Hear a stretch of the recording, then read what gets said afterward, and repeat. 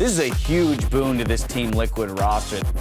They look very solid as this group of 5. I think our team's on an upward trend. Team Liquid 2-0 Apex. Team Liquid ran away with that game. Our skill ceiling now that we've added Fabi is way insanely higher. Fabi landing arrow after arrow after arrow. He is an LCS caliber AD carry. He's going to be really good, and I have a lot of confidence in Fabi.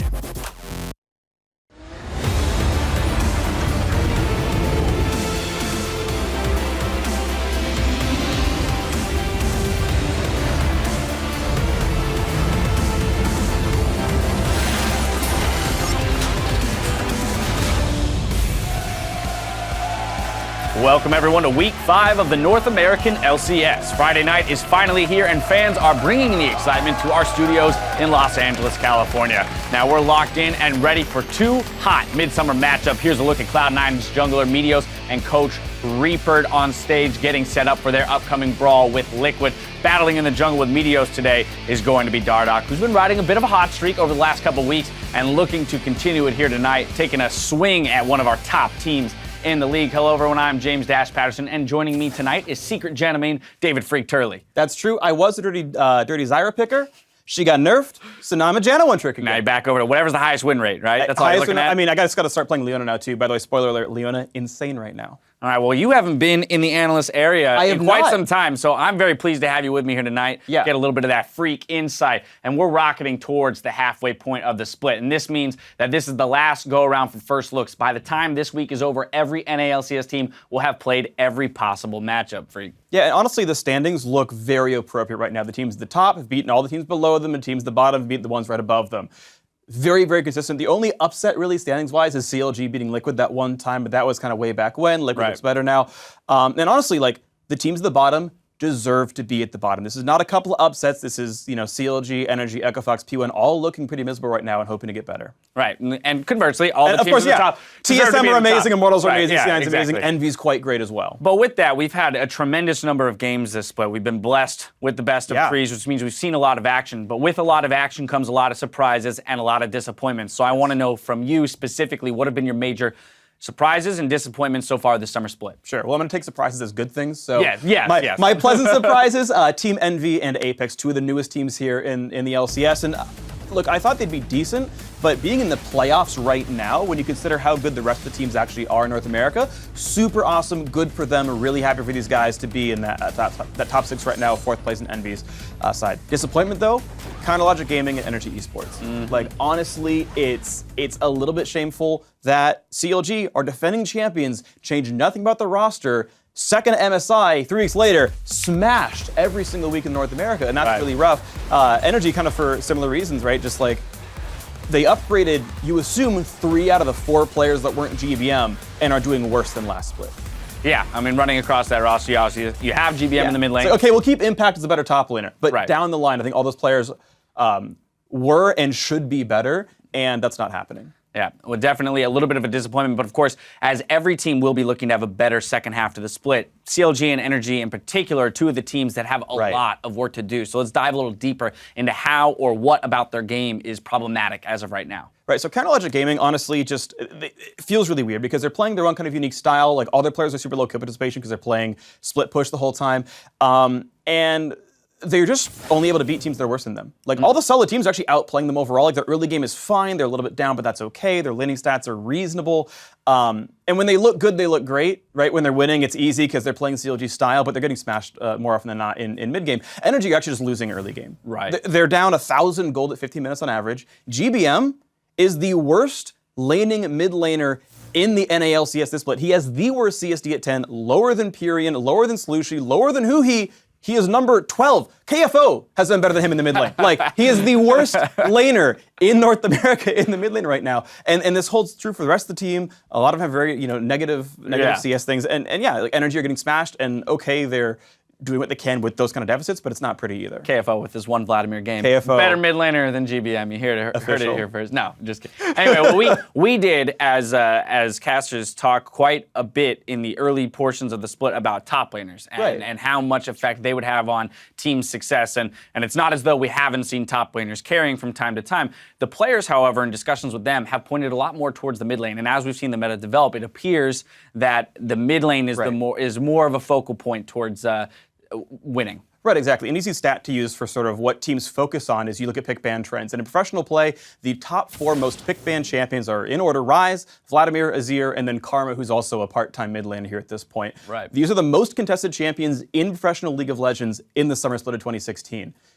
So everyone cares about mid laners a whole hell of a lot, and everyone's playing around them, right? Pobelter is like the player of the game leader on Immortals, which is insane because, well, it turns out these are the guys that are carrying all the time. So, Vladimir being insane, Azir, etc., right? So no big surprises there, but this is what everyone's caring about right now. Yeah, we've also seen like a number of junglers starting to deviate from standard lane swap patterns and actually make visits to the mid lane before that 3-minute mark even to try and put a little bit more pressure and open the map up that way through their mid laner. And that's teams learning how to lane swap better. Like over time, people get better and better and better at lane swapping, catching on that, look, junglers are actually free in both rounds of a typical lane swap. So they can do whatever, they can keep jungling and that's fine, or they can get ganks off in the mid lane. Sometimes you can greed your support over and make that play as well. And these are all things that, well, teams have to learn to adapt with and deal with and whatnot. Now, I find these pick ban statistics very interesting when they're focused around one lane so much. And I kind of want to return to our earlier conversation about surprises and disappointments and come in with a disappointment of my own. Echo Fox and Froggen in particular, as it relates to champion select, in that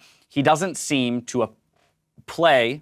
Whether it's he's not showing us. Yeah, whether it's I actually can play these champions or I don't want to play these champions, we can't say necessarily. Yeah. But of those top 4 champions, Azir being the one that he's played it one time last week and he lost on it. The Vladimir gets banned against them, but that's a KFO ban. Right, and KFO takes it mid lane. That's his mid lane game. I have questions around, when you're looking at a guy that everyone states is one of the best mid laners we've ever, and history will have said that, but at this point in time, when you're sitting near the bottom of the standings and your mid laner, the leader of your team isn't playing top tier champions, that's kind of worrisome. Right, so to break that topic down a little bit, right, there is something to be said for saying, we as a team don't believe in everyone else's meta, right? CLG was like playing top lane split push. Immortals. It was cool, right? Immortals. Last split.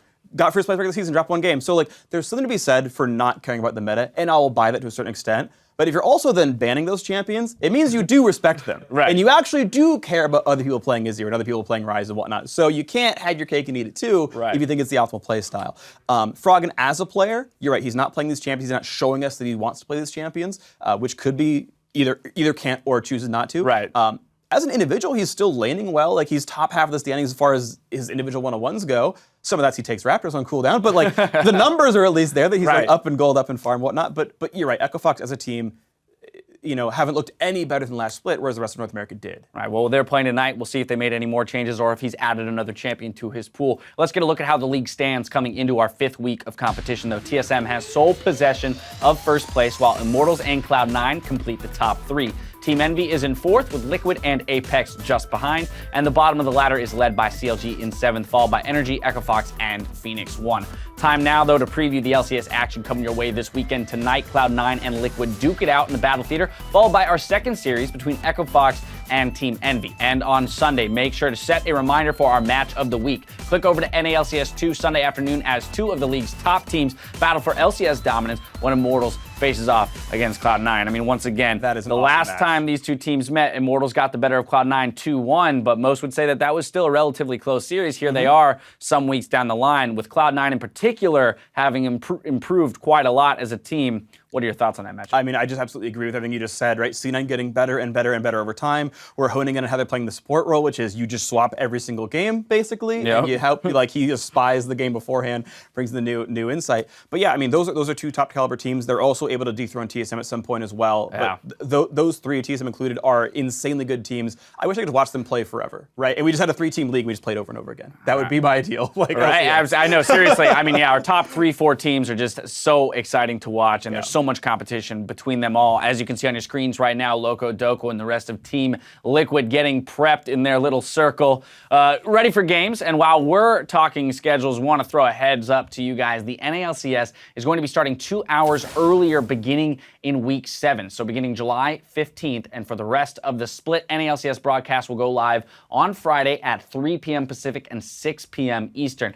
Now, to reiterate, Saturday and Sunday schedules remain unchanged, so that's still noon Pacific and 3 p.m. Eastern for those days. But Fridays, we'll get to start earlier so that more people can join us here on these lovely Friday nights. Also, earlier, you heard Freak and I talk about our biggest surprises of the split. Now it's your turn. Today's social media question is, what's been the biggest surprise in the North American LCS so far this summer? Tweet us at LOL Esports using the hashtag NALCS and share the team, player, or moment that sent you into summertime shock.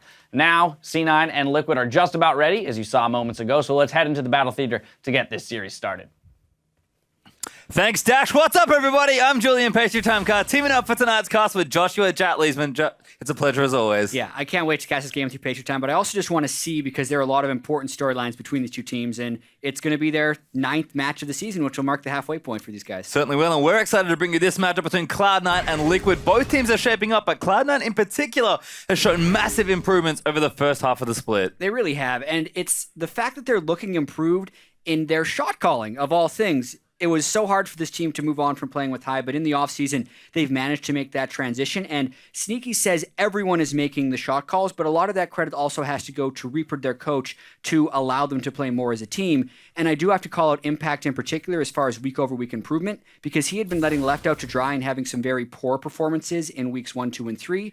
But last week, they helped him out a little bit more, and he went off in some of those games. In one of them, actually, he was just completely left alone. It's just the other team didn't focus him, and he got 100 CS up on his opponent. Yeah, and while Cloud9 are finding new ways to play through every lane, Liquid are looking to where they can reallocate resources with Piglet out of the lineup. One member who has been stepping up for Team Liquid is Phoenix. He'd been setting trends and making flashy plays pretty much ever since he joined the NALCS. Yeah, exactly, and he's been stepping up recently ever since Fabi came in, but I think what's important to keep in mind is who he's been having the good games against. The last 4 mids that he's won against have been Pyrian, Keen, Froggen, and GBM.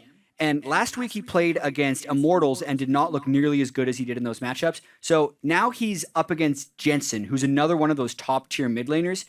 And it'll be very telling how Phoenix performs in this matchup to show how he measures up to the other top-tier mid laners in the LCS. Yeah, we're definitely going to have to see that. But our feature matchup, this is 2 people that are looking to make trouble for those mid laners in the junglers. Dardoch versus Meteos. These two have been doing a lot of work recently, and it's kind of the old versus the new in some ways. Yeah, and NA talent right here from the jungle. Meteos back from Season 3, Dardoch very recent, and they both make huge impacts on the game. Something that's funny is they have exactly the same kill participation down to the decimal point. Dardoch has had a higher damage per minute. Meteos has had a higher KDA. Meteos has actually placed substantially more wards than Dardoch as well, with Meteos ranking around the top and Meteos around the top, Dardoch around the bottom in the league, and I can't wait to see these two clash against each other. Well, Dardoch has become a fan favorite with his strong mechanics and even stronger opinions. Here's what he had to say about Meteos. I think Meteos is a really greedy player, and I also think that the meta was more 1v5-esque from a jungler's perspective back when Spirit Stone was a thing, whereas his meta to shine like Season 4 or Season 3, I don't really remember, but it was definitely his meta back then, and I don't think it's his meta anymore. So I think he needs to change his playstyle a bit, which I think he has. We've screened against Cloud9 a bit, but I still don't think he's fully transitioned into what a jungler is supposed to be in this meta.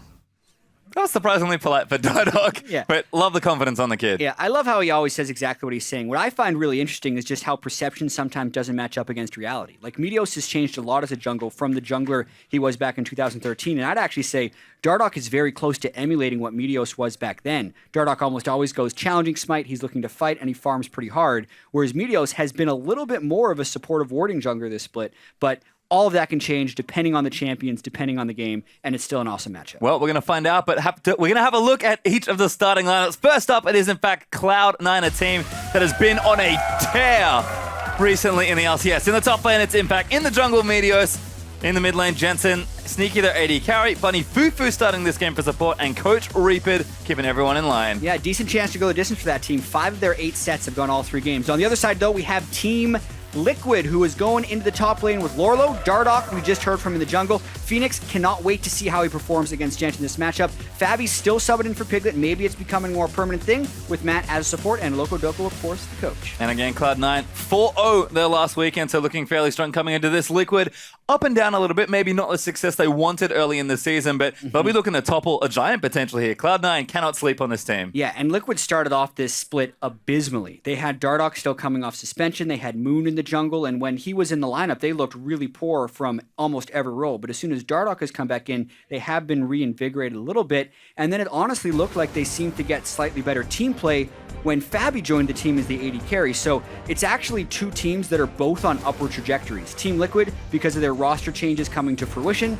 and Cloud9, because their teamwork seems to be getting better and better every game. Well, it all does start here in Champs Select. We're into the draft for game number 1. Cloud9 over on the blue, TL hanging out on the red. Karma, actually the first ban there for Sinan. Cassio, though, banned by Team Liquid, and Trundle to follow as Cloud9's second ban. Pretty curious start to this draft. Yeah, a lot of mid lane bans early. The Trundle is also targeted directly at Lorlo because his last 3 games have been on Trundle, and the majority of his games really this split were on that champion. So I think Impact is going to look to try and get an upper hand in that matchup, and they're just making sure Lolo isn't on a comfortable champion. Well, Vlad ban there, so pretty standard stuff for TLs. I'll take that one away second. Cloud9 looking for their third ban there. We'll see if more mid laners get picked off, because between these two, Jensen and Phoenix have an awful lot of, not just overlap in their champion pool, but when they get those strong champions, they can absolutely take over a game. Yeah, I mean, the Azir and the Victor are both still available. With the Rise and the Vladimir being banned away, both these guys have proven to be able to play those champions, and yet another mid lane ban comes through. And this puts Cloud9 in a very interesting situation because Phoenix has had some spectacular games on Victor, but he's not the champion that jumps into your mind as the de facto first pick. He's relatively low mobility early on in the game before he can get his Hexcore upgrades, and you can also play LeBlanc into it and have relative success depending on the matchup. So it's not decided to be first picked, and they instead go with Shen. Yeah, and first pick Shen's kind of curious. Impact has certainly been picking up the champion more and more. 4 plays total with a lot of those games coming recently. But maybe a champion that's starting to rise in popularity, because, I mean, super solid tank, very safe first pick, but this is not priority we've seen until today. Yeah, specifically with the LCK and Korean influence on these teams as well. Loco Doco and Reaper, both these coaches have played in the LCK. They pay very close attention to that region. And over there, Shen is really shooting up in popularity. Not many champions seem to be able to bully him out of lane, and then the global map pressure as well as late game team fighting from either a protection or a dive enhancer are both really, really high. So with so many things banned away that would normally be priority first picks, the Shen makes perfect sense. And his Sivir and Rek'Sai actually for Team Liquid. So kind of denying that away from Meteos. Meteos has a ton of Rek'Sai games, 12 coming into today. So Data going to steal that one away, and Fabi dodges the Ashe this time around, decides to take Sivir instead as his utility AD carry. Yeah, so many Ashe games between both of these guys. I mean, I think Cloud9 could still very easily go with Ashe, since that what Sneaky got a Penico with last week. I don't see any major problems with these picks so far, but it does still leave Cloud9 with a lot of opportunity. They really get to figure out their team composition with these next 2 picks. Yeah, both teams drafting really safe and really solid. But Cloud9 going to have to show us quite a bit more here with picks 2 and 3. 20 seconds left for Cloud9 to decide kind of what direction they want this team comp to take. We talked about Shen already. Super solid, rising in popularity, feels like a pick you're happy with in almost any matchup. Ooh. But what do they do after that? That would be quite a change for Meteos. Yeah, definitely a throwback for him. I mean, Kindred is still on the board. You look at his jungle history, and even though he's played a lot of Graves in the past, especially when you watch him stream, he hasn't played in LCS. Nope. Funnily enough, I was watching the stream the other day, had a great Graves game. So that's what it's all about, just momentum. Carry that momentum over. Super interesting that he decides to play Graves against the Rek'Sai. Maybe he wants to keep his distance. But with Kindred still up, that is making me think maybe they want some type of Wombo combo thing, because Graves can follow up very well with group CC. That's about all I can think of right now that would put some over, other than just feeling comfy on the champion. Well, not going to show us just yet. Graves and Braum the selections there for Cloud9, so Bunny Fufu going to take that support into battle this time around. Team Liquid, where are they going with these next few picks? There's the Bardlock in, and there's the Fiora. Lolo just straight up challenges Impact in that top lane. Yeah, they challenge him in a couple of different ways. With the Bard for Matt, his name used to be Matt Life, and everyone loved his Bard. That's how he got famous. And then Lorlo has, we keep saying he's successful on carries, and we also say that Shen matches up favorably with a lot of things. Well, one thing that will outscale Shen in the late game and make his split pushing irrelevant is a fed Fiora.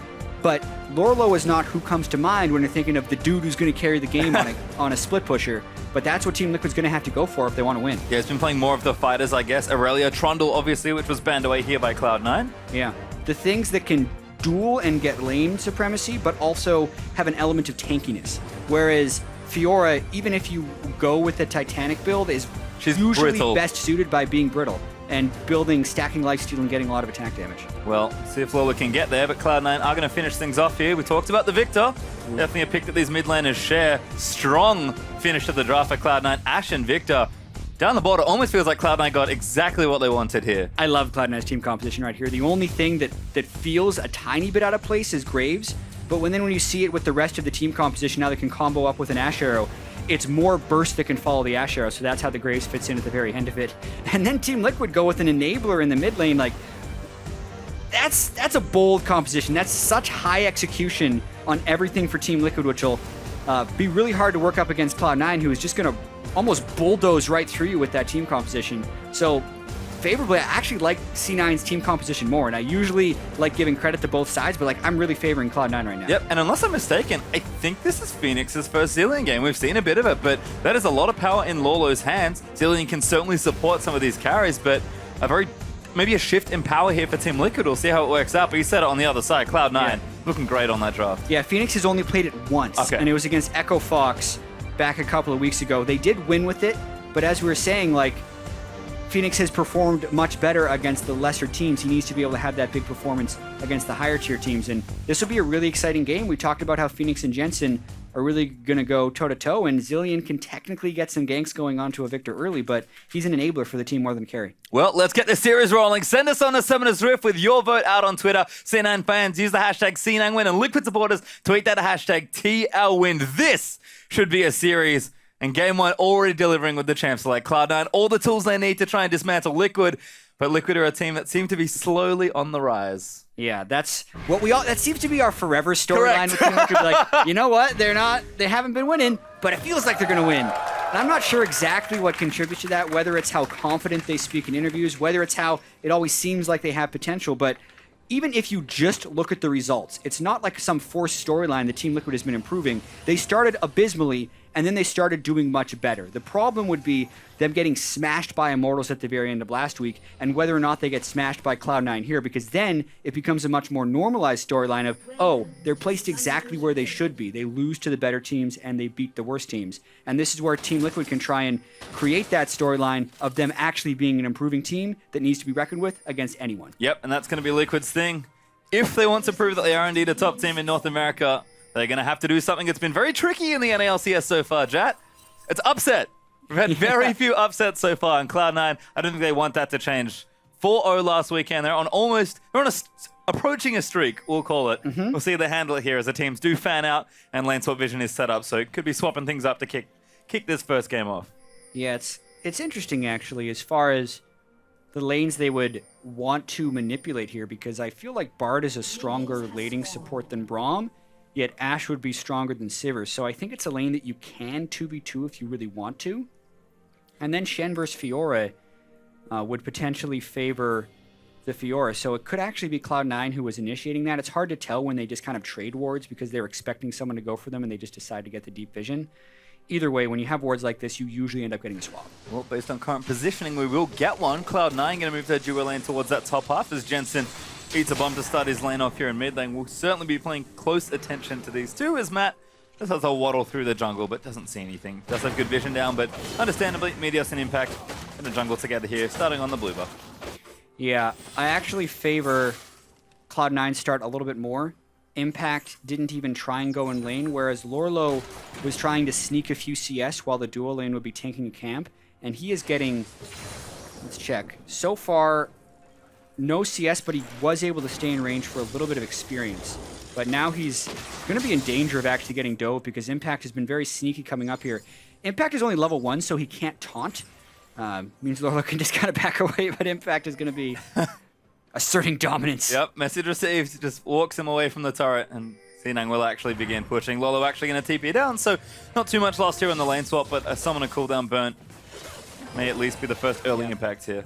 Technically, Lorlo was able to get about 3 minions worth of experience, so That is the cost of a teleport, and really, your resources are so starved at the very beginning of a game as a top laner. It's hard to say that that's actually a bad decision by Team Liquid for that experience for the teleport. It really just depends on whether or not Impact can make use of that advantage. Well, unfortunately for a jungle matchup, as you can see, Dardoch and Meteos just trading blue buffs with each other. They'll be doing just a lot of farming to start the early minutes of this game, so won't challenge each other just yet, but everything's going as normal so far. We'll see which one can clear a little faster. Both Rexa and Graves pretty good on the old clear speeds as Meteos finishes that off. Dardoch busy on the bottom side here, going to take down these Krugs as that first tower going for Cloud9. Team Liquid should answer shortly in the bottom lane. Yeah, jungle efficiency. Let's see who's higher right now. Well, they're going to stay here, collect what creeps he can. 1 CS apiece. Low on impact, looking even on that front. Jensen and Phoenix, so continuing to battle. Phoenix doesn't quite get that second bomb in for that stun, but Dardoch fancying a dive. Oh, gives it away. Fires off a Prey Seeker just for some harass.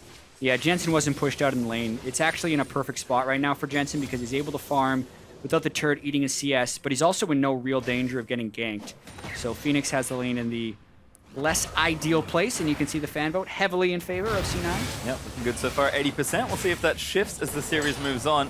As Dardoch now on the blue buff, could give it over to Phoenix. See if he wanders over to take it. Looks like he's making his way there now, so must be nice being a Rek'Sai, able to donate that blue buff early, but Matt and Impact gonna have a meeting. Matt winning right now at level 1. Ooh, very close on that Q. Does not quite land the stun though. There's Phoenix. Returns to lane with that blue buff. He's gonna clear out what he can. Jensen though, again still farming it up. Death rate out, and unfortunately again for our mid lane matchup should be a lot of just trading farm back and forth in the early stages. These teams are gonna be a little quiet for the first stages, although right now, yeah, it looks like we are gonna swap back and trade some more turrets, so yeah, everything is normal for now. I think so. I feel like this bottom lane is just going to be now trying to use the teleport advantage, but Lorlo is already matching that on the other side. So they're going to just end up trading these pretty standardly, and Meteos and Dardoch are going to continue trying to farm. Well, I like it so far. Maybe explains the Grave choice a little more for Cloud9 if they were happy to play an early macro game for the first 5 to 10 minutes. Team Liquid, though, working on this turret, getting it done nice and quickly, but C9 should be able to answer pretty quickly. Seems like both teams completely on top of the early tempo of the lane swap, so nothing crazy going on just yet. As even Meteos going to make his way down to that bottom half. We'll see if maybe they think about a Drake afterwards, or if we just take the towers and run. Yeah, they absolutely have the ability to have that tempo swap if they really want to. Graves would also be able to help them a fair bit with the jungle. Something super interesting, actually, is that Dardoch has rushed Ninja Tabby, of all things, especially if he's going to be looking to duel Meteos. Those would be good. It would reduce his damage, it would reduce the damage of Ashe as well, and we know Dardoch really likes to get up in the other jungler's face and try and take him down. But now we see Cloud9 going for a Dragon, and I think Dardoch has sniffed this out expertly. Pink Ward helps with that, but he also was in the right spot. Yep, going to clear out a ward as well with that Raptor sense, so good surveillance there from Dardoch.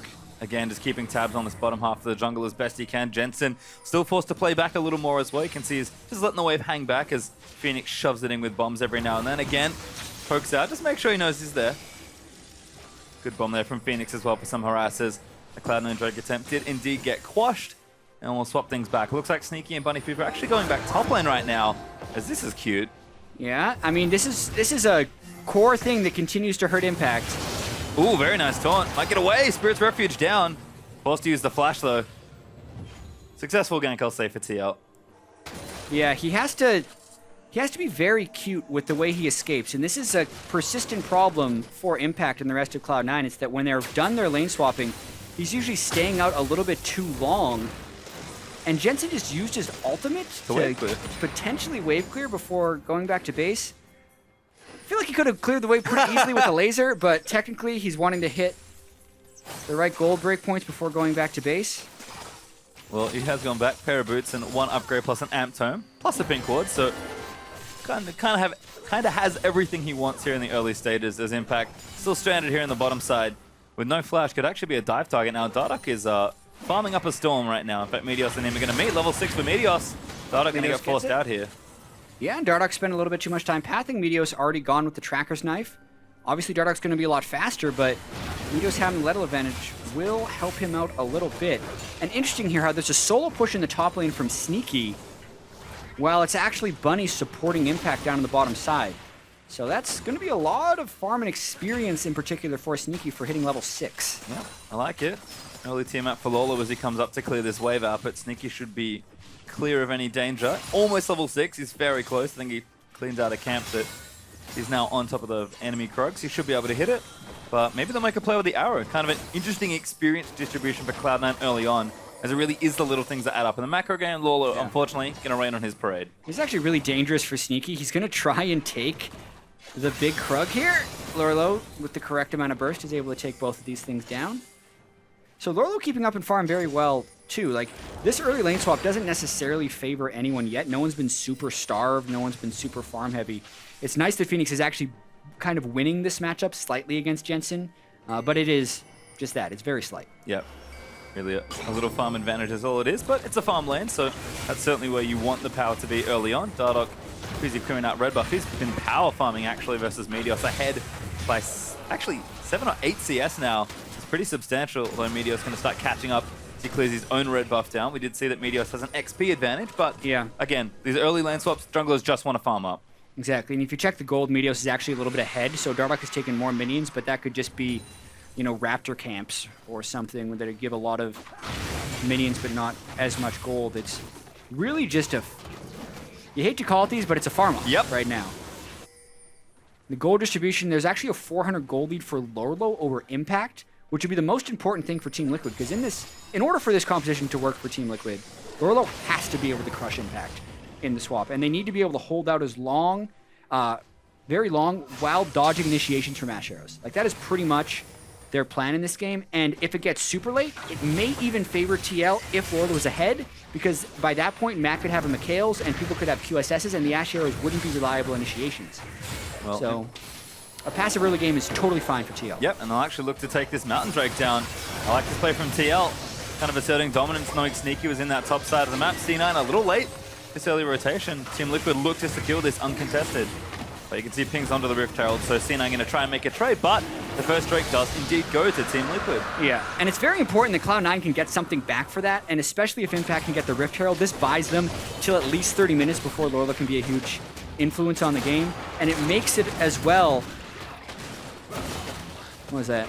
And it makes it as well that Lorlo doesn't get it, right? Because he would have even more of an impact in the game if he's able to pull that one off, especially with the early Hydra. Being able to get that damage reduction against Shen would basically make him unkillable.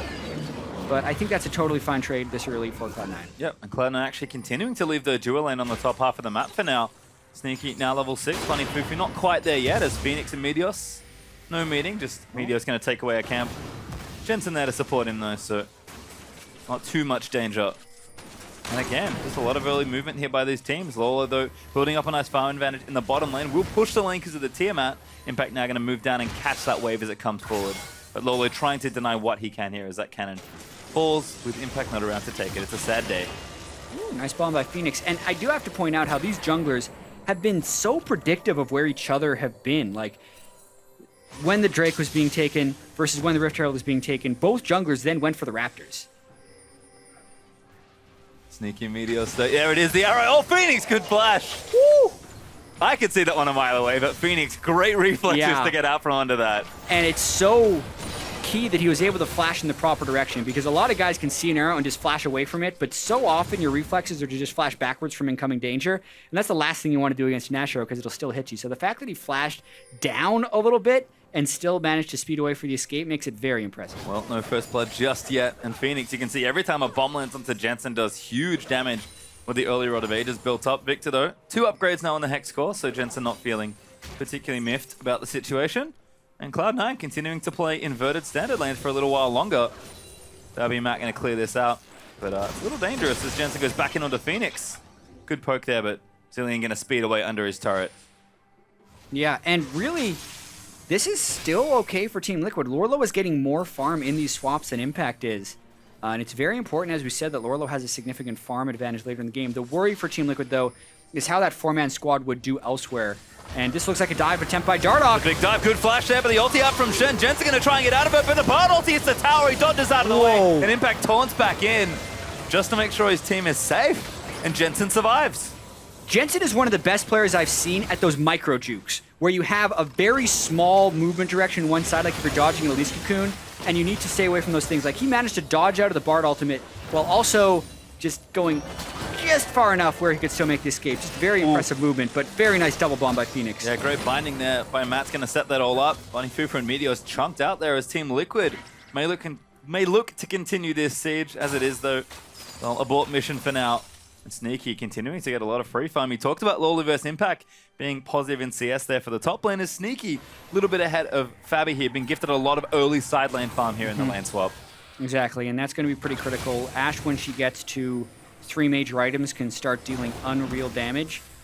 Another team composition thing we have to point out as well, because we almost saw it there, was the Bard and Zillion inherent synergy, where you can land the Bard ultimate, put 2 Zillion bombs down on someone on the ultimate, and they will immediately be stunned.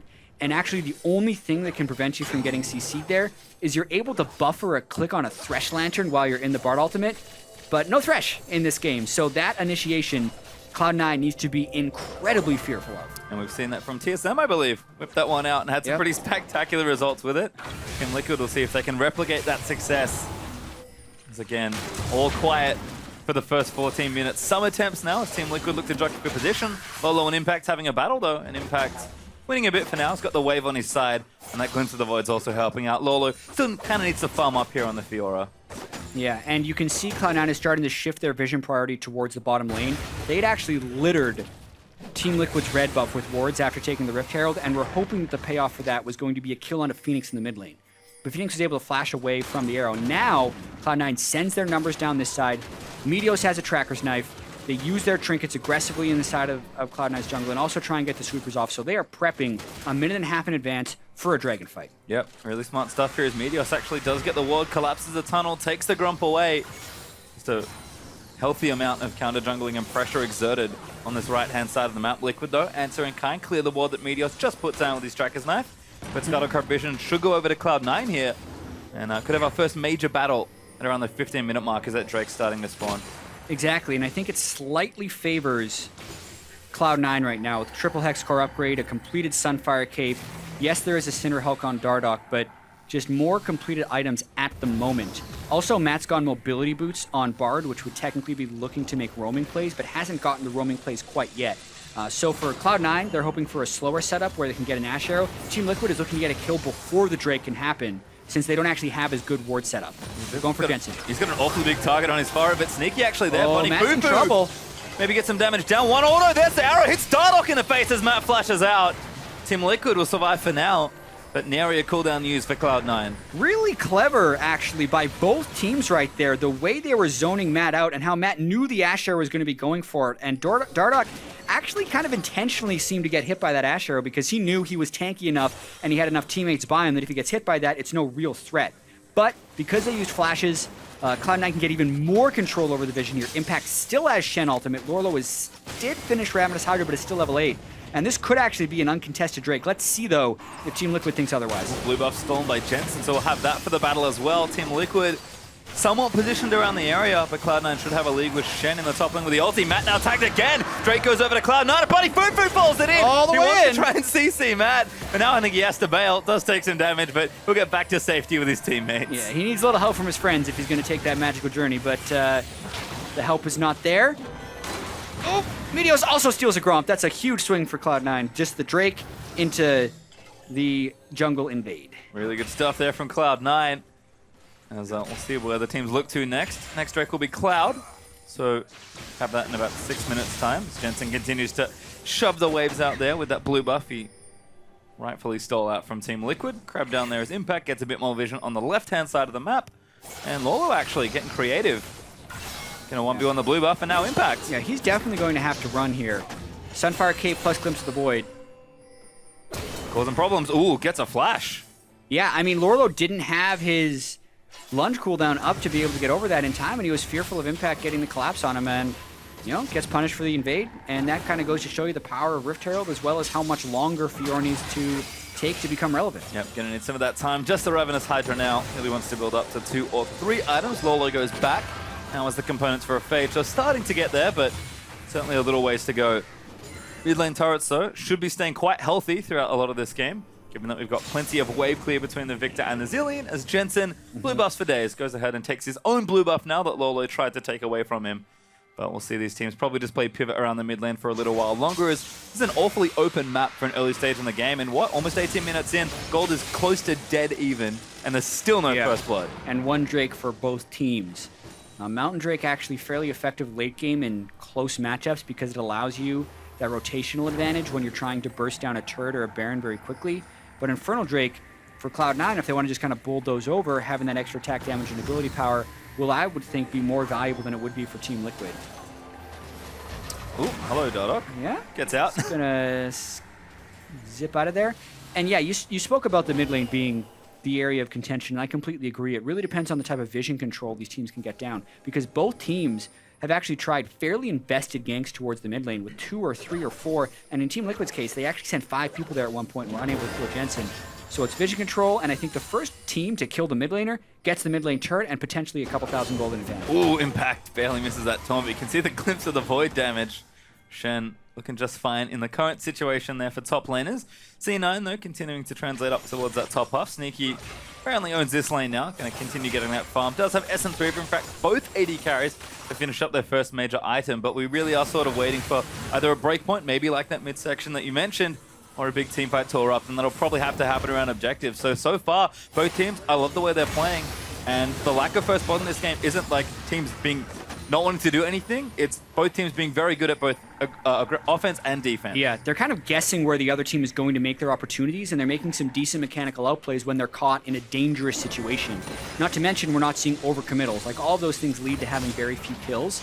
That being said, like, both these teams have a lot of tools to get fights. Yep. So it's unlikely that we're going to be setting that 26.5-minute record for latest first blood in a game. I usually jinx games when I'm like, in a couple minutes, this could be the latest first blood ever, and then somebody dies. But technically, latest first blood from this split is 25 minutes and 13 seconds. I think all time is around 26 or 27 minutes, but we got a good 5 minutes before we approach that space of time. Well, we'll keep it in mind, but Meteos is going to take away that red buff. Got a fade for himself, actually, so really aggressive build potentially there from Meteos out of the jungle. Dardoch on the other side, going for that standard Cinderhawk sight zone, although I do like the 2 longswords that he's got hanging out. That's a bit of a difference. Baron spawn, though. Yeah, he's going Hydra, most likely, unless he really wants to go Cleaver or something crazy. I always thought Cinderhawk Black Cleaver would be good on Rek'Sai, but I don't play Rek'Sai very much, and it's usually not true. I think it's the Hydra is much better. There we go, team has completed. Alrighty, so it will be the Hydra. So a bit more split pushing carry presence for Dardoch. Definitely fits his MO as a player. He's playing these tank junglers, he's trying to be more of a supportive player for the team, but at the end of the day, he's like, still building team map, boys. Don't have to worry about that. Yeah, also got to notice early on how he's very late in upgrading his jungle item. He's usually favors mobility and then a Sightstone even. Like, that is his way of doing Rek'Sai.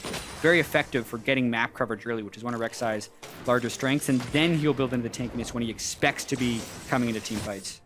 Sneaky again position for an arrow just off to the left of mid lane. Hawkshot's out.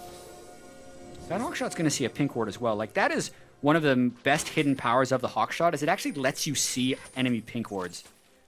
Same thing was true back when you Spooky Ghosts was a common item in the mid lane. Is like the number of pink wards you would spot out just by pressing the button every 45 seconds was insane. Free vision is best vision as Dardoch gets a level up as well from Phoenix. Team Liquid continuing to invest in the jungler. Jensen, though, he's like 4v1 right now. Happy turret. Yeah, gonna lose it here. C9 not ready to defend, and the first mid lane turret does actually go to Team Liquid. And in a roundabout way, that was because Team Liquid pink warded their own red buff. Sneaky Hawkshot it in, decided he wanted to clear the pink ward while it was there, but then the distance that created between himself and mid lane gave Team Liquid a window to push down mid without being fearful of a collapse. So really good strategic play there by Team Liquid to punish Cloud9 for the smallest of overcommittal. It's all ruse, Jat, but success certainly for TL. Now up in turrets 3-2, although Cloud9 technically up in gold. Not a huge deal at this point.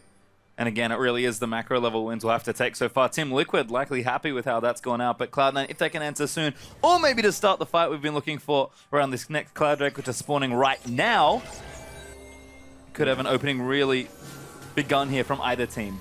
With the Randwinds and a Sunfire Cape being completed for impact, he is such a monster tank right now because Zillion's not going to be doing the damage to take him down, and everyone else on Team Liquid is pretty much all physical damage. So Cloud Drake seems like it's something that Cloud9 will be favoring while Team Liquid just continues to draw this game out. I think it's somewhat unlikely they do a fight, but maybe they try and go and get something with Zillion Silverbard. Well, Matt uses the ulti, but it's actually just to delay the Drake here. Cloud Drake is going to go over to C9 unless TL really want to commit for a steal. They do not, though. Cloud9 do take Drake number 2 for themselves. The Team Liquid trying to shove down mid lane, get a little bit of traction, but they've been stopped already by the looks of things. Impact's going to chase them away. Yeah, and you're always waiting for that Ash Arrow to try and come out from Sneaky, but it's going to be very tricky to make it work against the Zillion. You land the Ash Arrow. We've even seen Fabian Ash against a Zillion. Like, every Ash Arrow he landed would pop a Zillion ultimate, and then you actually need to kill the second person before you can get anything done. And that's just a huge committal, and it's going to be even more difficult against a Bard who can counter-initiate very well with the Tempered Fate.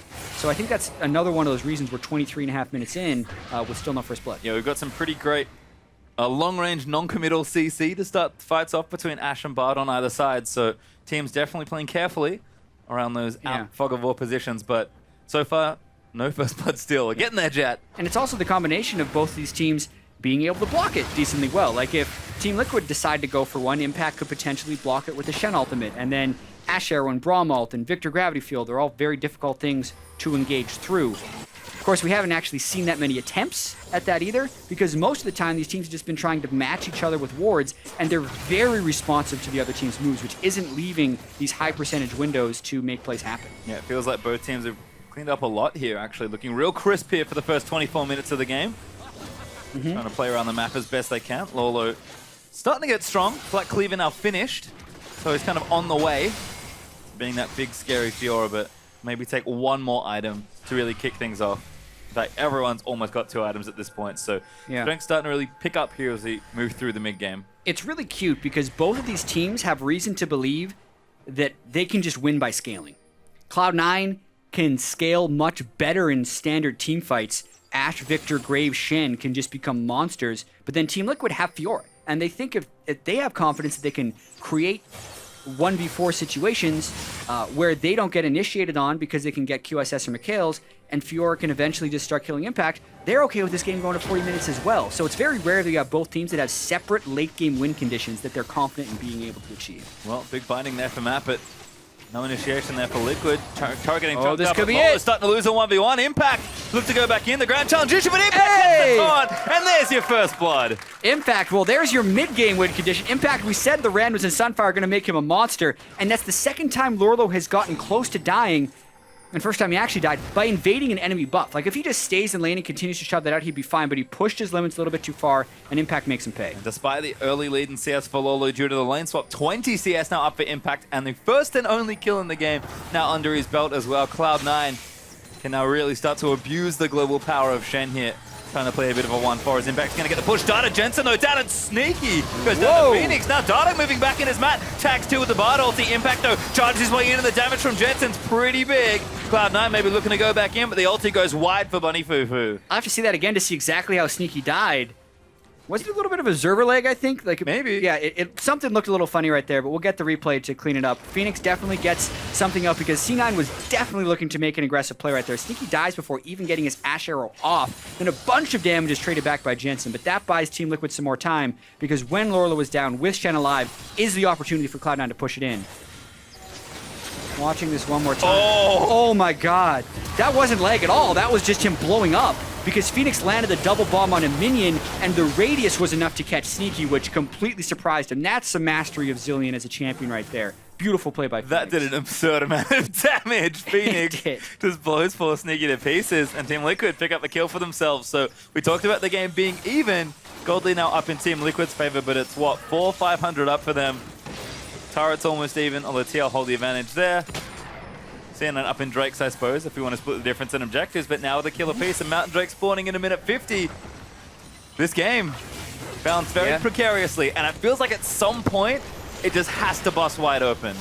We say that, but we've seen some 70-minute games lately. If you've been watching the European LCS, you got those long ones, but I agree with you. Like, this game feels like it's on a razor's edge right now, and a big team fight could happen, just because both teams have tools to initiate very favorable fights and also chase down after winning a fight. It just hasn't happened yet, Pastry. So, not yet, but 27 minutes in does mean that Baron is something to start thinking about.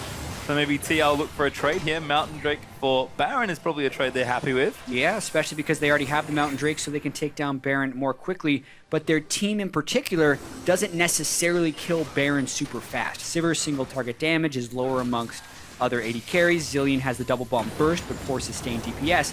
And usually they have Lorlo set up in a side lane, and he's 3 levels down to impact.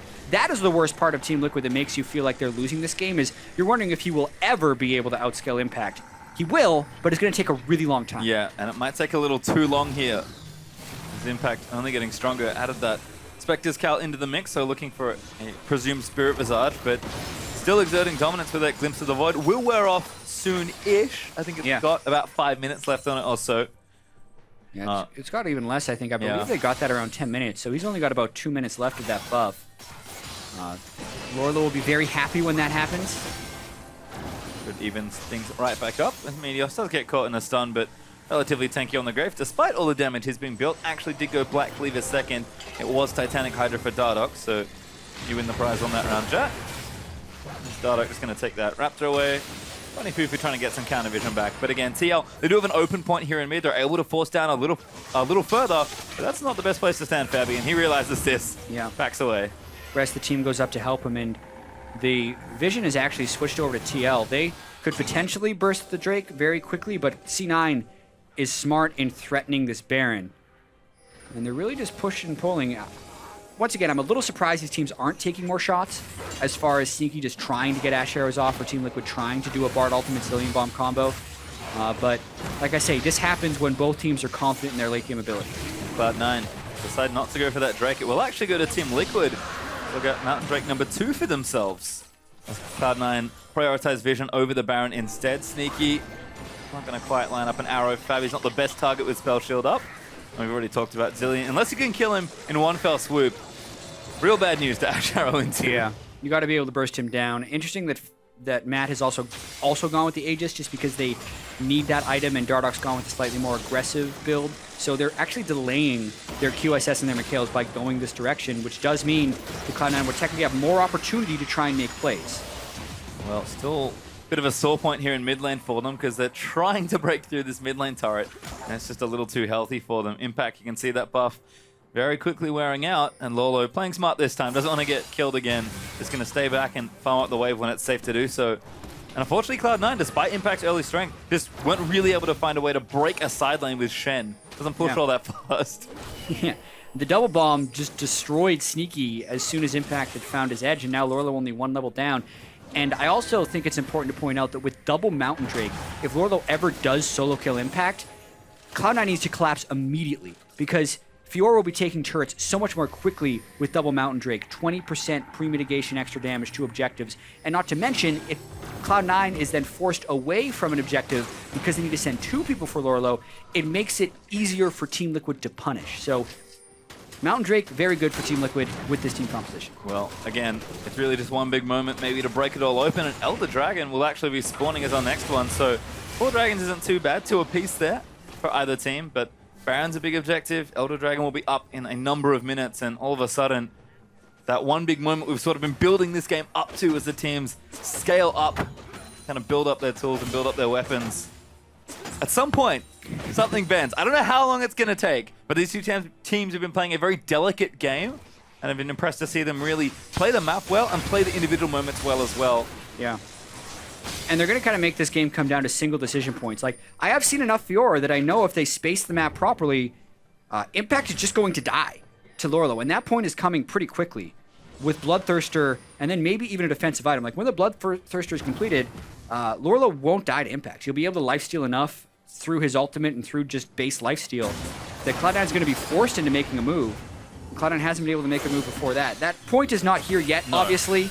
But watch his ability to fight back here. Maybe could get it, but Sneaky actually once again, dueling Phoenix, flashes out, looking for the outplay! Needs a few more waters, but there's Shen going to join in for it. Phoenix, who ulti, he does tick down, but now they have to make sure they get the kill here. Matt's also there, the taunt's going to land, Bunny Fufu lands a Winter's Bite in, Impact does get the kill, and Sneaky lives, and now Matt looks to be caught out of position, ultis, and tries to flash out, but he hits himself, the gravity field's there, and Sneaky's going to get a kill. Wow, so a lot of greed going on there, actually. I'm not exactly sure how Sneaky and Phoenix started that fight against each other, but they were able to do that again because of Impact's lead against Lorlo. He was winning that 1v1, so Lorlo wasn't able to teleport. He burned his ultimate and everything and just trying to deal with Impact. And he's using that power window of Shen right now where he's just stacked a ton of armor to make that happen. Now with Phoenix and Matt dead, They're going right for Baron. Yep, just going to force it here. It's 3v5 right now with Baron helping TL out just a little bit.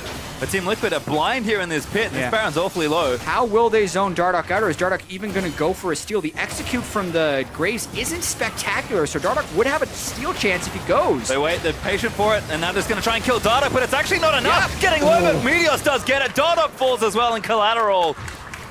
Once again, Meteos makes the risky Baron smite, but he does get it. Cloud9 as a team has been making a habit of that lately, actually, going for these, but Meteos has been fairly consistent in his ability to secure the objectives, because there's enough damage over the wall that they could make it a 50-50. Anyway, watching this, Sneaky's just trying to push, and Phoenix gets a stun right over the wall, which makes him think, all right, I can kill him. But it's a heal, and the double bombs have a cooldown. So Sneaky now has this window. As long as he dodges the next set of double bombs, he's okay, so he flashes out of it. And here, Sneaky actually wanted to wait, but either a minion hit him or something to proc it. Doesn't matter. Beautiful taunt by Impact. They also chain the stun from the Braum, and they collapse more quickly than TL can. Matt's Bard ultimate ineffective at the end, and now C9 looking to make their play. This was the Razor's Edge. One side of the Razor has cut the game. I think that's the way that analogy closes. Basically how that works. And you can see Cloud9 already up 3,500 gold. Given the closeness of this game up until this point, that's actually a pretty big swing in momentum. We'll see what damage Cloud9 can get done with their Baron, though, and Elder Dragon also up in a minute 10. Cloud9, this is the opportunity to really seize control and try and close out the game, but Liquid in touching distance, given this state, if Cloud9 make a mistake. But this is the fear for Liquid. If Lorlo can't win a fight against Impact, Cloud9's team fighting is just better. So Team Liquid can actually hold with 5 or with 4 right now, especially because Lorlo is over there trying to push the wave. At the moment, though, they're actually looking to trade stuff. Yeah, Fabi actually forced to burn the ulti, spell shield down as well, as Cloud9 is looking to break open mid. It does go down. This inhib's also going to follow. Lolo is not going to do enough damage in top lane on his own. C9 just happily break mid inhib. Lolo is going to get 1 turret for his trouble, but that's not enough. Yeah, because Impact is already back. He'd be able to join in again with the Shen ultimate if they decide to go, and Cloud9 still has a large duration of this Baron being up. Maybe they even go for a play with Ash Arrow the next minion wave they get here. Zone Team Liquid off the turret. Also, you have to think about this bottom side. Like, Impact is still super strong with the Guardian Angel to boot, so can he push Lorlo off is the question. Well, does get it then, but now just going to have to tend to the minions, so takes them out instead. Cloud9, though, continuing to siege this bottom lane tier 2. With Genshin just going straight forward. He's actually just going to look for Matt with the ulti. Pulse is there! Whoa. Arrow gets a snipe for Sneaky. Lichbane Rylai's right there on Victor. Pretty good, pretty strong. And we mentioned how Team Liquid just cannot hold the candle to C9 in full-on team fights. And since Lorlo is not drawing extra attention, these pushes are becoming easy for Cloud9. Yeah, and they're just going to keep charging in. Meteos quick draws forward towards Dardoch and Phoenix as another inhib's going to fall down. Impact and Lorlo still on a merry chase here in the top lane. Impact, though, going to make his way back. Probably got an item to buy as Lolo. Again, creating what pressure he can, but base completely broken open now for Team Liquid. 2 inhibs open, you're not going to have very much time to split push anymore. And also the fact that Cloud9 can probably pull down towards Elder Drake right now, burning the Shen ultimate just to get the extra damage here. I think it's worth it. Cloud9's going to maybe Elder Drake and go straight up mid, or Elder Drake shop and then go straight up mid. Yep. Got the TP up soon as well for Impact, so global pressure still there. Dardoch maybe caught. Impact gets the taunt down. Now Bunny Fufu going to chase in. Matt in the area, but a good double binding is going to keep them out of the way. Magical Journey does escort Dardoch to safety. And Cloud9 do 5-man recall out, looking to make their final push. They have the empowered recalls because of Baron still being there, and they have 2 minutes from the time of taking Elder Drake to make this happen. They have a wave they need to manage in the bottom side, so it's questionable whether they're actually going to be able to make full use of this super powerful yet very temporary buff, or if they're just taking it off the map so Team Liquid can't get it, and they're then just going to use the double inhibitor pressure without the Elder Drake to make a move. But based on the timing, they get about 1 minion wave in the top side to try and make something happen. Well, we'll see what they can do, because they are now all converging onto that top lane. Hawkshot out, bit of extra vision. Bunny Fufu going to start pushing the wards forward as well. Does just sit in the tri-bush and see what he can see. Lead's definitely there now for Cloud9. Again, this window will not last forever, given how late we are into the game already. But Team Liquid have a pretty big storm to weather as Cloud9 look to take down the last few towers in top lane. And even in answering some of our pre-series questions, like, this game doesn't necessarily do that because it's been so macro in the execution. Like, it just shows that Cloud9 can still communicate, and it showed that Impact was better than Lorlo. Like, that was the breaking point here. The macro is what it was, but it was really the performances of Impact so far. Now they're looking to push, but Baron runs out. It's going to be real hard to get in. Well, I think the High Lamb shot calling research department might be getting a raise after this because Macro Game's been on point for Cloud9 all game long. As Impact and Lola continuing to do battle. Meteor's still going to make it a 1v2. Lola, can he get out of this? Actually got slowed by the Randuins. Actually lunges away, should be just fine. But Cloud9 continuing to apply that pressure. Yep. They still have Super Dragon for another wave about. You can see it ticking down on the bottom left there on a buff bar. So that's just allowing them to really punish Lorlo while he's trying to clear these super minions. Cloud9 would love to get super minions in while they're assaulting that third inhibitor. It's just a matter of getting the timing right. Yep. Big wave building bottom lane. So again, starting to really build up on that map strength they've shown, honestly, all game long. Team Liquid just need to find a few more minutes to hold, and then maybe they can reset the game enough to try and pull it back. But sneaky arrows in, looks for Phoenix and finds him. Bunny Fufu, though, going to eat the Tempered Fate from Bard. Finally's going to find him as well, but Impact goes straight into the backline, and Cloud9's going to charge forward and try and take a turret. Impact uses the ulti, gets out onto Meteors. Team Liquid hold for now. Yeah, not a great push there by Cloud9. Looked like Impact's ult was used on Meteos, who maybe flashed over the wall. Something funny was going down on the bottom side of that map, but exactly. Team Liquid hold, and that could potentially cycle them back on their inhibitors. Well, inhib mid's coming back up soon. Almost up for bottom side as well, so Team Liquid gonna maybe put the map back to neutral as best they can make it. So then still up 7,000 gold. It does matter less now that we're deep into this game. But Elder Dragon's not going to be back for a while. Baron will be back up in 55 seconds, so there are certainly things to play for. Still, in fact, Impact also going to steal the blue away. This is a jerk. No. Yeah, and it's a safe buff steal, unlike Lorlo's buff steals earlier on in the game, which got him punished. And I think this will be really tricky for Team Liquid because while their inhibitors are cycling is when Baron is going to be coming back up, which is then going to try and make them defend exposed inhibitors against Baron. And really, the Baron-empowered minions are what stops Zilean from being such a wave-clear monster because the double bombs aren't enough to take down a wave, but they are without the Baron. And I think Cloud9 might just be using this last little window of double inhibitors to try and finish off that turret. Because you remember in that last push, that turret had a sliver before they backed away. It does rejam, but it's not that quick. Cloud9 looking, but nothing just yet here is TL very fervently holding on to that tower. Looks like Baron's up though, so Cloud9 going to look for that instead. Sneaky sees Dardoch, slows him with a volley. Does not commit on the rest of it though. Impact was waiting in base, looking for maybe a teleport or an ulti. Yeah. Really, it's just one more play from Cloud9 and they can close out the game. But Team Liquid not completely knocked out yet, even if they seem to be getting pushed around.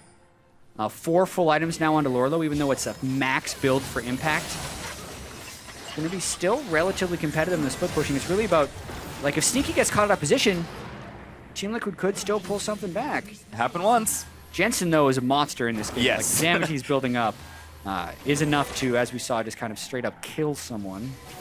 Against Matt. And again, Sneaky able to play confident here.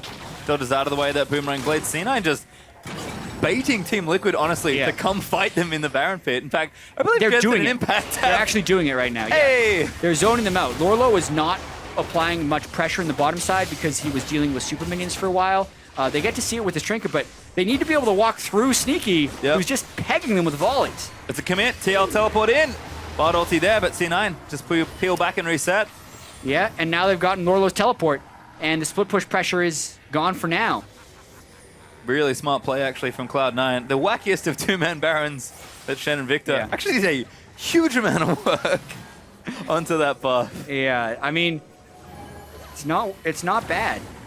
If they had double Mountain Drake, they would have killed it, actually. But that just kind of goes to show the difference in the Drakes right now and how it would apply to strategy. But Team Liquid actually trying to make a push in the mid lane. Very risky. Oh, Impact huge on, actually. And now the arrow nails Phoenix as well. Can they take him out? They can. Doesn't use his ulti. And now Cloud9 leap forward and take out Lolo as GA is going to pop on the bottom side of your screen. Jensen and Impact going to stay around to finish it up. But Lolo flashes out to safety. And that was disaster for Team Liquid as Lolo is going to get hunted down. Yeah, just I think a big strategic mistake. And Lorlo misses his hop over the Drake pit, which lets Jensen finish off. I think that's going to be game pastry. Another massive play by Impact. I want to see that again because it was just at the very bottom of the screen, but really potentially a game-winning taunt. Huge taunt there as C9 break mid and just look to charge forward and finish off the game. Death timers are long late into this one, and Cloud9 going to try and finish off this Nexus. Yeah, Dardoch and Fab are going to try to say something about that, though. Eats an ulti there from Bunny Fufu. Dardoch tanking in the front line. Bunny Fufu, though, lived through it all, and Matt's forced to flash out of the way. Cloud9 going to take out one Nexus turret, looking for number 2 as Fabi and Matt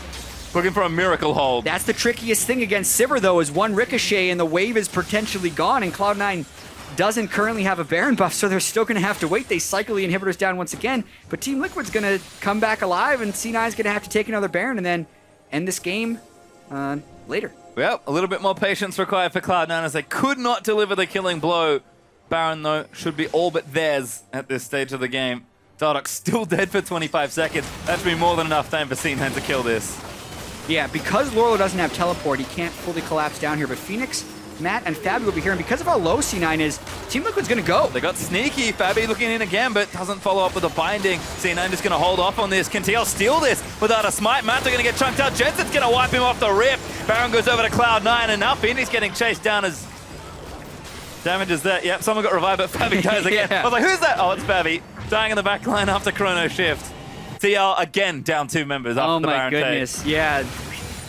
Definitely some strategic mistakes here from Team Liquid down the stretch, but Cloud9 has been playing a fairly clean game. It becomes scary because the game is getting so late, but we're going to get to see this mid lane push right here where Team Liquid, it was flash taunt. And this is actually something I wanted to talk about before the game. As you can see, the combo comes in afterwards with the Ash Arrow and the Graves ultimate, which would be a good thing. But so many players are addicted to the taunt flash. Impact, more than anyone else, will flash and then taunt because he can still he can get multi-man taunts more easily that way instead of a guaranteed taunt onto one person. Lorlo misses dash over the wall.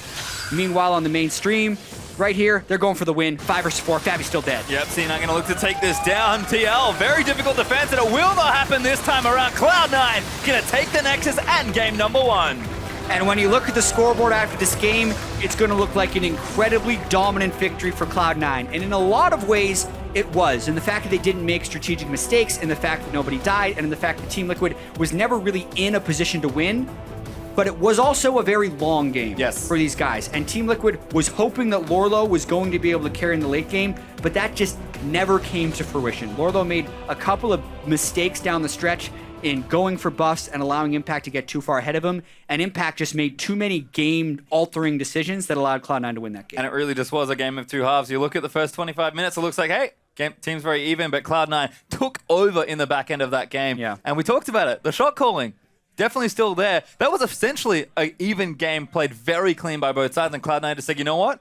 We think we played the map better than you. Turns out in game 1, they actually did. They really did. And they also had some decent tools for long-range initiation. Not to say that Team Liquid didn't. They would have had the Bard and the Zillion combo, which they never successfully pulled off. And, I mean, I think Impact played out of this world. Yep. The communication was very strong from Cloud9 throughout. Everyone contributing to the shot calling, and that's got to feel good heading into game 2. Certainly does. But for more on that methodical Cloud9 win, let's check in with Dash and Freak at the Analyst Zone. Thank you very much, gentlemen. Cloud9 picking up the first game in this series against Team Liquid. And I want to dive into exactly what Pastry was talking about, because the gold was relatively even for so long during the game that a lot of times we look at this and we say, okay, well then individually they must be evenly matched, right? No one's finding an advantage in that way. Now we're looking for them to make advantages through map play or, or team play, macro movement, those kinds of things. And I just want to dive into where exactly any of the C9 advantages came from, starting in that 30-ish minute mark. Sure, yeah. In the first half hour, C9 eventually built a 1,000 gold lead on farm, which is honestly pretty minor for most stages of the game when you're kind of that far in. So okay, technically they outlaned, but what it looked like to me, honestly, was individual matchups working better. So we just saw throughout the game, basically Impact was beating Lorlo, and sometimes Lorlo would mess up. He missed his jump over the wall to Dragon that one time, but Lorlo never seemed to have individual pressure on him, whereas Impact was actually pushing him out of lane, forcing flashes, solo killing him then afterwards, while still getting to ult up to other parts of the fight. So he was doing 2 things, and Lorlo wasn't even doing 1. Right. Then the other half is you saw things that he teleported to. You had the one-on-one kill that became a 4-on-1, where Sneaky duels Phoenix, gets him through his ultimate, barely survives, then a Shen shows up, then a Victor shows up, 2 more people die. Okay, well now we get Baron, right? Right. And so this game felt like it was built off of sort of 1-on-1s and 3-on-1s breaking in C9's favor from mechanical play and some level of rotational play, of course, as well, which then meant Baron, which then meant the inhibitors, which then meant the game ends. All right, well, before we dive into more gameplay, I do want to take a look at champion select, as you already picked out a few of them in the way that they did affect the map. That Shen versus Fiora in the top lane, that matchup going in the way of Impact. Fiora to me just sits in such a funny place right now because we've seen her have great success and tremendous failures so far this split across all regions. We've seen Someday just completely dominate Trundle matchups. matchups. We've also seen Fiora lose to Trundle, so it's a very strange champion right now in that top lane meta. And ultimately, the Shen coming out this time around, you know, granted, Shen was picked first, Fiora picked into it. So Lorlo is choosing to pick Fiora into Shen, and does lose out in that matchup 1v1. And this is interesting to me because it's Liquid playing a completely 180 of style, right? We've got Zilean and Ashe, the like most utility, or not, sorry, Sivir on the one side. Ashe was on C9 side. Ashe is one sneaky, yeah. Regardless, Zilean and Sivir, same statement still applies. It's the utility AD carry, it's the utility mid laner here, and it's like, Lorlo, we're gonna give you a good matchup, we're gonna make sure Dardoch ganks for you, he's got a great jungler for himself, like, let's go Lorlo, counterpick this Impact kid, body this fool the way that we know North American top laners are so good at. And he loses out in the entire thing. Like, that entire comp is built around, like, okay, yes, Fiora's gonna smash this one-on-one, and then she gets some team fights and revives and is sped up. Counterplay. And, well, Lorlo doesn't get to the 5-on-5 part, he loses in the one-on-one part. So yeah, that's kind of the relevance of that laning phase, where even if it does go even and the rest of the team's playing them out better. Okay, so you had round 1 and round 2 the lane swap. You start playing the actual game 8 minutes in. And C9 building small leads, and then in these longer lanes, you can actually find solo kills, which then we found from Impact. And so ultimately, we didn't see a ton of action, a ton of brawls until about 32 minutes in the game. That's where we see our first super one-sided trade in a 2-for-0 for Cloud9. And nothing too fancy here, aside from, you know, Phoenix looking like he has the jump on Sneaky, but that's not going to be the case with a great flash. Yeah, he basically has to realize that I'm probably not going to dodge the skill shot, so I'm just going to flash for it instead. And then he tried to wait out the Zilean passive, and then right there is perfect. That taunt pretty much saves Sneaky's life. Matt can't do quite enough damage to kill him, but at that point, a Zilean bomb probably would have tagged him. And at this point, yeah, like, sorry, buddy, you're outnumbered. This whole team is here, and you're kind of really not. Fiora's like in base right now. You know, Sivir actually flashed to get away from Bard in the first place, so. Yeah, or took it away from Braum, sorry. It speeds up through the Baron picked up by Cloud9 here. Tight. On a, on a 50-50 smite, too, against Dardoch. Because they can't keep him out of the pit, but C9 needs to actually accentuate their advantage in some way. So Dardoch plays it right, he stays out of combat. No one can really get over to him. C9 has some flashes, like Victor and Shen could have gone, but Dardoch gets into a spot where he's in smite range, level 15, like 800-ish health left on Baron. He's like right around that range. Dardoch never actually hits smite. He just outsmites him, Dardoch's still up at the same time, and that it did come down to a coin flip. And what's super annoying there is that as Sneaky on Ashe has Runaan's, you know he is hitting the Rek'Sai, like he can't but he's help still it. DPSing the Baron, because you know they made the call, like when it was at 2.5K, stop you saw DPS. them stop DPS, right? But then when Rek'Sai's damage plus the splash damage from Runaan's almost put it in a position where it could have been stolen. Either way, Cloud9 pick it up. From there, relatively smooth sailing, and this is, I think, where we've seen the largest improvements in C9's play, where in the first couple weeks they seemed a little lost in terms of closing out games and the larger shot calling areas. Here now, once they secure that Baron and have themselves a substantial advantage, they roll through, easily take down a couple inhibitors, set themselves up for later in the game when they can push through once again for the win. Honestly, just really solid sort of late game play. We still saw some mistakes. There was one pickoff where like the Zilean didn't even self-ult when they were at like C9's bot lane or mid lane tier 2 and he just dies right away. It's like, whoops, you got CC chained. Nice reactions there, Phoenix. You know, unfortunate that happens. These players aren't actual machines, so they'll make these mistakes. But, you know, those things, of course, hurt a little bit. But yeah, C9, honestly, pretty smart, pretty reserved. The fact that they were confident enough that their one-on-one matchups were going to work, that Impact would beat Lorlo. Because if they're playing a game this slow and Lorlo's supposed to win, right? Like, well, then C9 are actually playing a losing game. And waiting to lose to a Fiora. And I don't top lane well enough to know who's actually supposed to win that. Liquid seemed to think that was good for them. It did not play out that way. I don't know if that's Impact being just too good for Lorlo. Because as Jat mentioned in the pregame, Impact's been playing better. And if that's the case where he outskilled a bad matchup, then okay, well, good for you guys. In my head, it just gets to Fiora will outscale eventually, right? 6-item Fiora will beat 6-item Shen. But up until that point, because of Shen's new kit with being able to dodge, being able to dodge auto attacks, feel like he would have control of that lane early, but he did. He was able to kind of push it through. That brings us to player of the game. Gonna go to Impact. No surprise there. 3-0-6 on that Shen. Ultimately, as you mentioned, winning the 1v1 against a Fiora, the only real late, super threat in terms of strategy from Team Liquid. The one win condition Liquid had was basically Lorlo going off. In my mind, that's what I saw. It's like, well, that's your only real threat here. And, well, there you go. Impact going to completely stymie him in the one-on-one. And then he still, again, made the map plays work. The fact that he won his lane and then also won his team fights, I couldn't see anyone else being the person. Great to see that out of him. Important to note as well, game 2, Smoothie's coming in. Shocking, that one. That's not surprising at all. So once again, you know, we're just going to see how this strategy from C9 develops. You know, whether or not it actually is the fact that they're getting to watch game 1, learn the tendencies of Team Liquid, and then come in and hit him even harder. That's what I think it is. I also have an interesting anecdote as well. Okay. So this is super not relevant to anything actually important in the game. Okay, great. Glad we're taking a couple minutes to, yes, of course. to get this out of the way. So you know, last few times we watched C9 play, it's always Bunny wearing the hat and the sunglasses and looking like really swagged out. Right. Smoothie's wearing that today because he's like, oh, because I opened the series, Bunny just had the wardrobe on. This time, Smoothie, if we get to see him between the games, is going to have the dark sunglasses and the hat sideways. They're going to become It's communal. I can't wait for them to just become an ultra superstitious team. Yeah. Because they're following these patterns. This guy's going to start game Things 1. are working and He's not gotta wear working, the- and they're going to like pigeonhole themselves into you've got to wear it. Bunny, you have to wear You this. get a protractor for the cap angle. And this, and anyway, we're getting way into the weeds with all this. When we come back, see if Cloud9 can take down the series, or if Liquid will draw even and send us to a game 3. Don't go anywhere. We're back in 3.5 minutes. It's just And game 1 already delivering with the champs like Cloud9, all the tools they need to try and dismantle Liquid. But Liquid are a team that seem to be slowly on the rise. Trying to play a bit of a 1-4 as Impact's going to get the push. Data Jensen, though, down and sneaky. Goes down to Phoenix. Now Data moving back in his mat. Tags 2 with the bottle. Watch his ability to fight back Maybe here. could get it, but Sneaky actually once again dueling Phoenix. Flashes out, looking for the outplay. Needs a few more waters, but they're Shen going to join in for a Phoenix. Who ulti, he does tick down. But now they have to make sure they get the kill here. Matt's also there. The taunt's going to land. Bunny Fufu lands a Winter's Bite. Can TL steal this without a smite? Matt's are going to get chunked out. Jensen's going to wipe him off the rip. Baron goes over to Cloud9, and now Phoenix getting chased down.